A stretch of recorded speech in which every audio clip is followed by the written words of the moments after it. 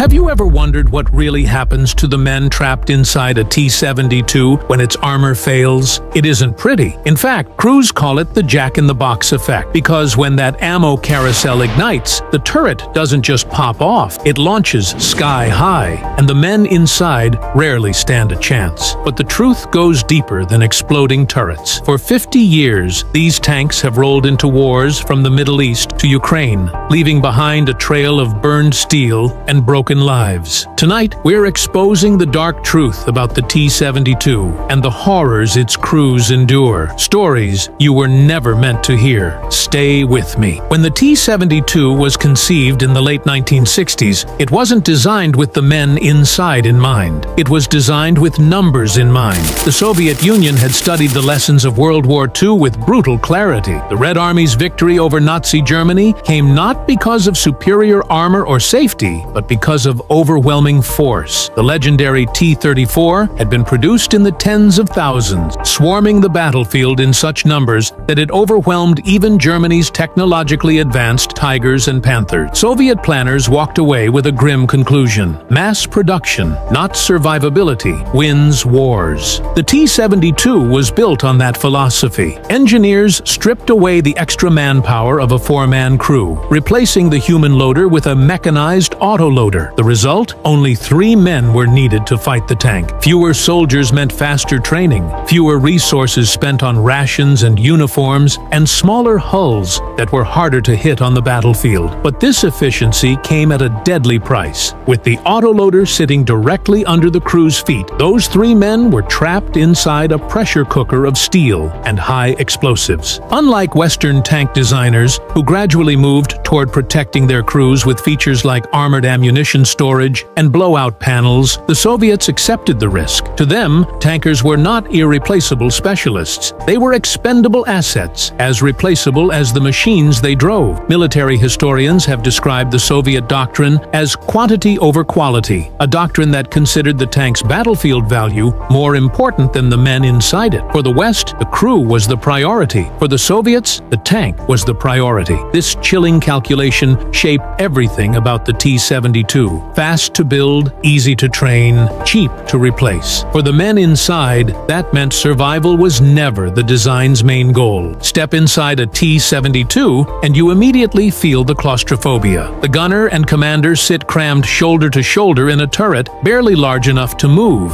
while beneath their feet lies the most dangerous feature of the entire machine, the autoloader carousel. This rotating steel ring holds around 22 shells, each tipped with explosive propellant charges. On paper, it was an engineering marvel. It allowed the T-72 to fire roughly every 7 seconds, regardless of fatigue. It cut down crew size. It made the tank cheaper to build. But to the men who sat on top of it, it was a loaded gun aimed directly upward at their bodies. The autoloader itself had a reputation for being temperamental. In training, soldiers joked grimly about its taste for arms. The mechanism that grabbed and rammed shells into the breech could crush or sever any limb in its path if a crewman moved at the wrong moment. Dozens of gruesome accidents were reported over the years, with loaders' duties transferred to a machine that had no mercy. Once in combat, the risks escalated. If an incoming shell managed to punch through the tank's armor and reach that carousel, the result was not a small fire. It was instant catastrophe. The ammunition would cook off, igniting all at once, and the explosion was often powerful enough to kill the crew before they even realized they'd been hit. Veterans who served in these machines understood the danger every time they climbed inside. Sitting in a T-72 meant surrounding yourself with explosives in a steel box, knowing that if the worst happened, there was no safe compartment, no armored door, no chance of containment. Western crews in Abrams or Leopards might have a chance to survive a catastrophic hit thanks to blowout panels venting explosions upward and away. In a T-72, survival was nearly impossible. The very innovation that gave the tank its efficiency turned the lives of its crews into expendable fuel for the Soviet war machine. The T-72's most infamous flaw has earned a haunting nickname, the jack-in-the-box effect. It is perhaps the most graphic symbol of what happens when crew safety is sacrificed for efficiency. When the ammunition carousel detonates, the overpressure inside the the turret builds faster than the steel can contain it. With nowhere else to go, the pressure blows out the weakest point, the turret ring. What follows is a sight that has been captured on countless battlefields, from Grozny in the 1990s to Ukraine today. The turret, weighing several tons, is launched into the air as if propelled by a rocket. It lands meters away, sometimes upside down, sometimes yards from the burning hull. For the men inside,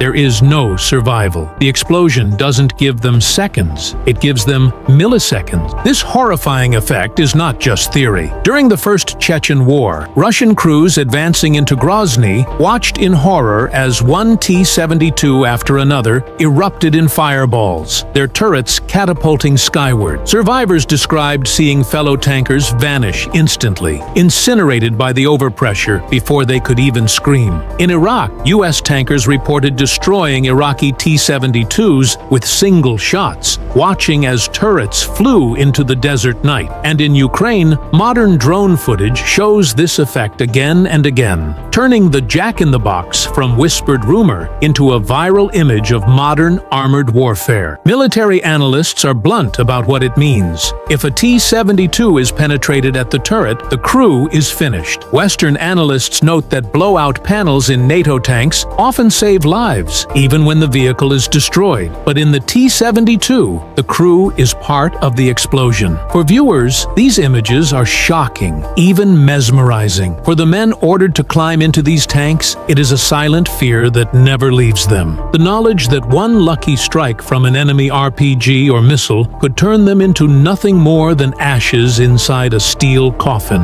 When the First Chechen War erupted in 1994, Russian commanders rolled their armored divisions into Grozny, expecting a swift victory. Columns of T-72s and T-80s were sent parading into the capital as if the sheer sight of tanks would force the rebels to surrender. What they found instead was a nightmare, tailor-made to exploit every weakness of Soviet tank design. Chechen fighters didn't meet the tanks head-on. Instead, they waited in ruined buildings, on rooftops, and in hidden basements. They allowed the lead columns to snake their way deep into the city, then sprung their trap. RPG teams fired from every angle, rear, flanks, and above, picking off the first and last tanks to trap the rest. Suddenly, dozens of T-72s were boxed into narrow streets, with no room to maneuver, no way to retreat, and no infantry cover to clear the ambush sites. It didn't take long for the crews to realize they were fighting a battle they were never trained for. T-72s, with their limited gun depression and elevation, could not aim high enough to hit fighters firing from the third or fourth floors. Nor could they lower their main guns to clear out attackers in basements. Survivors later described the panic of swiveling their turrets back and forth as RPG teams circled them like wolves. For the Chechens, it was like shooting fish in a barrel. And then came the explosions. RPG-7s that slipped through side armor or struck the thin rear plating ignited the ammunition carousel. One by one, turrets erupted skyward